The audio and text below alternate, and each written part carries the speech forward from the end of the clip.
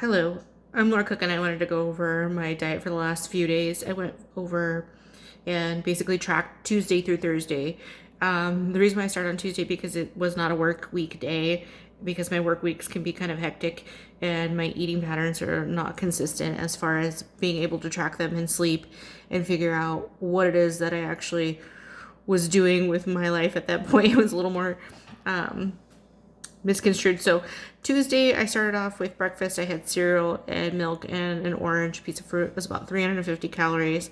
Lunch, I stopped and got a Subway turkey sandwich and had a Diet Coke with that. It was about 342 calories for half a sandwich, which is the 6 foot. And I'm very plain Jane. I don't eat a lot of different things. So I put that to my detriment that I don't have a very broad palate for food.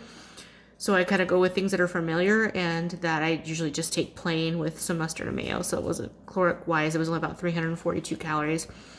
Granted, I do walk about 2 miles a day with my two dogs. We have large shepherd mixes that we take on a walk. So for activity, I usually would get up and do that around 2 o'clock. And then I made steak for dinner because my son was coming home to hang out from college. So I had about 4 ounces of skirt steak and 2 cups of green beans. I do love green beans.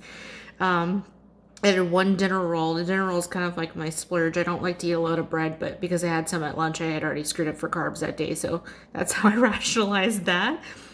Wednesday, I did get up and go to the gym and was starving. I do like to go and work out without a full stomach because I'm more productive. For some reason, I feel sluggish after I eat, possibly because I don't adhere to a diet.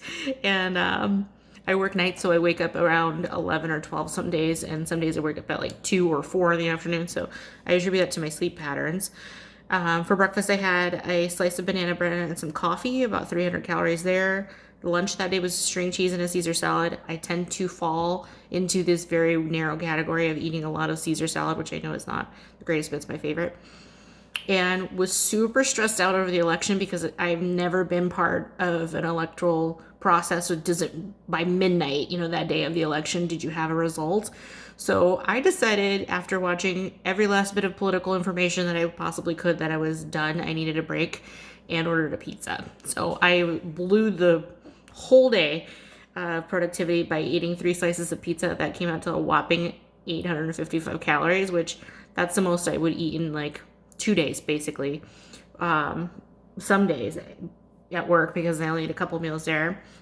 Now, Thursday, which was my third day, which was kind of off, I had no breakfast because I got up late because I slept in because I had to work from 7 p.m. to 7 a.m. So I slept until 4. I had no breakfast whatsoever, went straight to the gym, drank some water, and then had to go get ready for work. So I did not eat anything, but I did take salmon and green beans with me because I like to pack my lunch because there's less options for food at night where I work. So I did take that, and that was actually a really good lean meal. It's about 160 calories. So I've got a lot of protein involved in that. That was 25 grams of protein, so it kind of made my day for protein. And then dinner, I packed again string cheese and a Caesar salad because I buy them at Costco and I know like the caloric intake in them. They're very easy to take with me without having to worry about shopping for different things and putting together different items. I try to shop the same things all the time to make sure that I don't have to worry about prepping food. But I did take a protein shake with me because I find that at night I don't get hungry when I work, so I try not to flip off the schedule of days and nights so that when I'm eating, I'm consistently eating the same meal times as I usually do, and I can feed my children and my family along the way.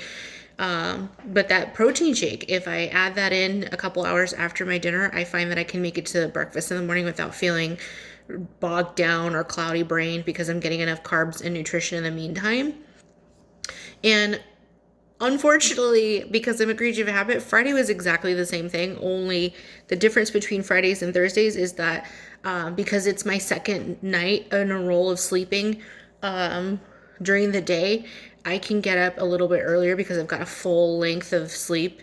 So I don't know if that makes sense to you, but I get exactly my 8 hours and I've slept straight through rather than having intermittent breaks because I had been off or interruption in my sleep pattern.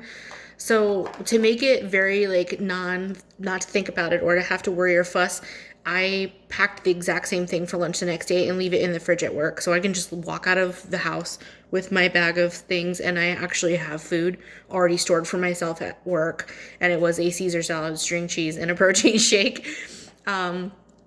I know I eat like a toddler. I only eat specific things, and the reason being is that I've dealt with weight fluctuation all of my life, per se.